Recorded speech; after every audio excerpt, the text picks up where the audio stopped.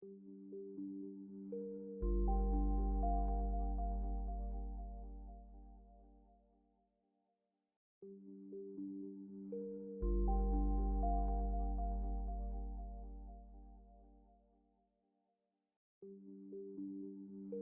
went to the party, you said the right things, you laughed when you were supposed to laugh. You held your end of the small talk, asked the right follow-up questions, smiled at the people you needed to smile at. And the whole time, underneath, you were watching something none of the other people in the room seemed to be watching. You were watching the performance, the way everyone was a slightly heightened version of themselves, the way certain topics were unsayable, the way the laughter was a half-beat too loud and lasted a half-beat too long, the way people talked about authenticity while reading their phones under the table, the way the whole structure of the evening was an elaborate agreement to not look directly at the thing that was actually happening between everyone. You drove home alone, more tired than the social effort accounted for. You stood in your kitchen looking at the kettle. And underneath was the question you can't stop asking yourself. Is it me? Am I broken? Am I depressed? Am I just bitter or arrogant or somehow above it all in a way I shouldn't be? In the next 12 minutes, I'm going to tell you that you are not any of those things. There is a name for what you are. There is a long tradition of people who have been what you are. And the clarity you carry is not a defect. It is the rarest thing in the room. And nobody until now has explained to you what to do with it. In 1956, a self-educated 24-year-old British writer called Colin Wilson published a book called The Outsider. It made him famous overnight, then made him uncomfortable in his own fame for the rest of his career. The book opens with a quotation from a French novel by Henri Barbusse from 1908 about a particular kind of man. The quote is this: "He sees too deep and too much." What Wilson named in that book was a recurring figure across cultures and centuries. The person who cannot accept the comfortable surface of bourgeois life, who looks under it and finds something more complicated, more contradictory, often more troubling, who is alienated from the social order by a kind of vision. Wilson called him the outsider. The figure shows up in every era in different costumes. The mystic in the medieval town, the artist in the merchant city, the writer in the manufacturing economy, the thoughtful person on the trading floor. In 2026, the figure is the man or the woman who can't stop seeing through the performance of modern life, and who, because almost everyone around them is participating in the performance, feels insane. You are not insane. You are an outsider. Specifically, in this era, here is some of what the outsider keeps seeing that other people seem not to. The performance underneath the authenticity culture. People posting curated versions of their lives, with curated captions about being real. The whole industry of selling authenticity through carefully managed appearances of not being managed. The institutional rot underneath the credentialing. Organizations whose stated mission and actual function have diverged so completely. The credentials they hand out have become professional indulgences rather than markers of competence. The outsider can see it. The transactional underneath the friendly. The casual networking. The warm message that contains a pitch. The LinkedIn connection request followed by the immediate proposal. The outsider notices the slight register shift. The fear underneath the political outrage. The certainty that people perform online about complex questions they have not actually thought through. Because performing certainty is what the platforms reward. The way the same person will admit they don't know what they think.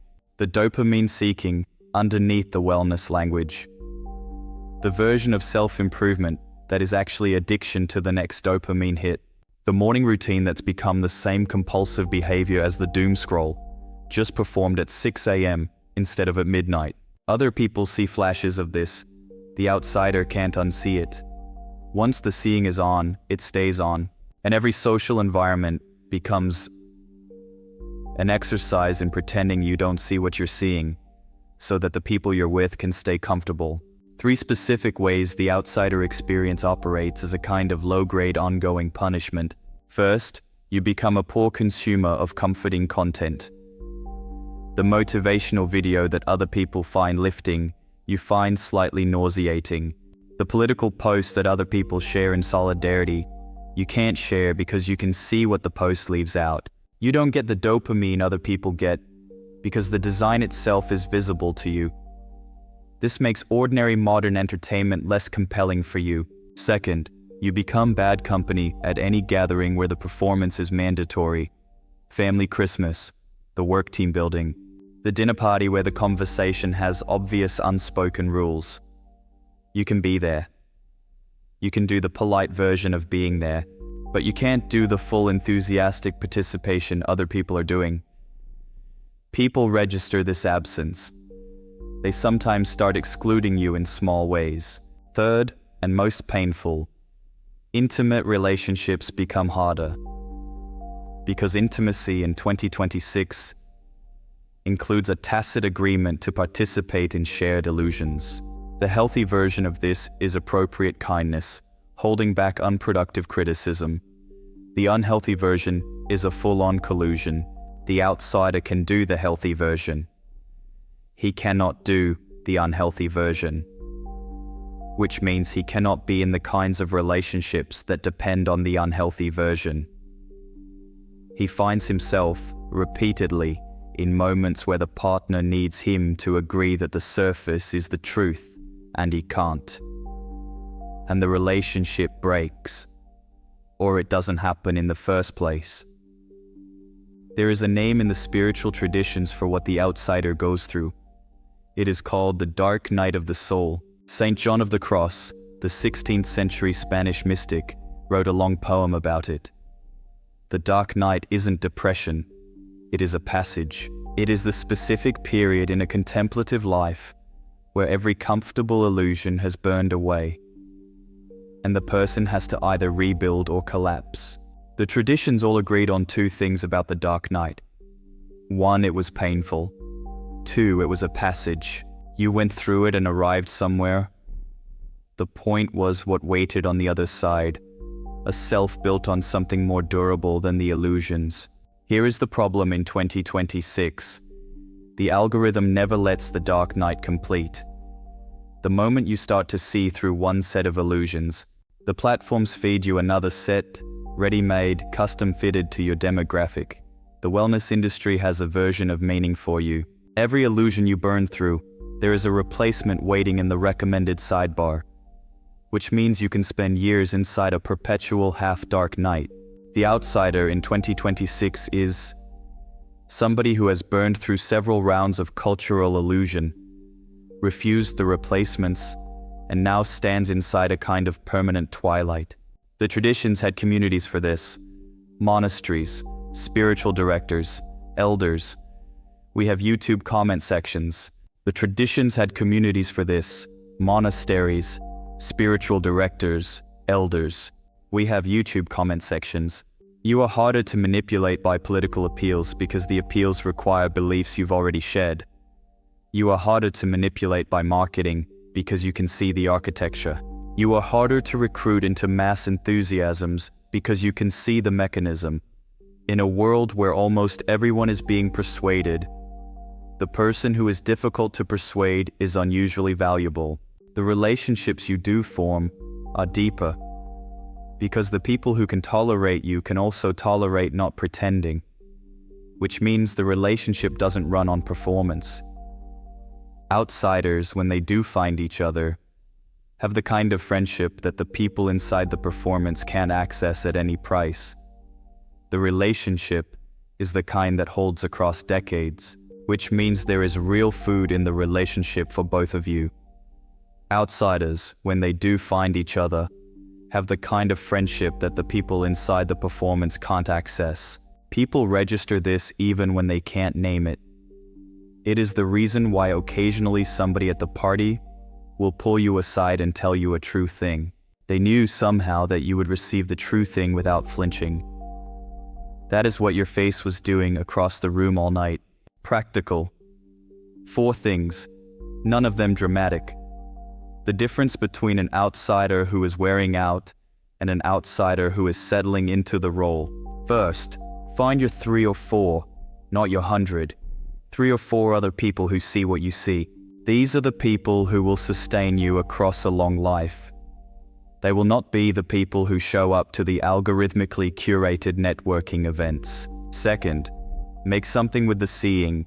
Write, build, paint, sing, parent, work the land, run a small business, teach somebody a craft. The seeing was given to you, and it wants to be put through some kind of work. The work is what converts the seeing from a private burden into a useful contribution to the people downstream of you. Third, stop trying to convert people who can't see. This is the move every outsider has to learn, usually the hard way. The people who are not ready to see do not need you to explain it to them. The explanation will only make you exhausted and make them defensive. Compassion for the seeing impaired is the appropriate posture.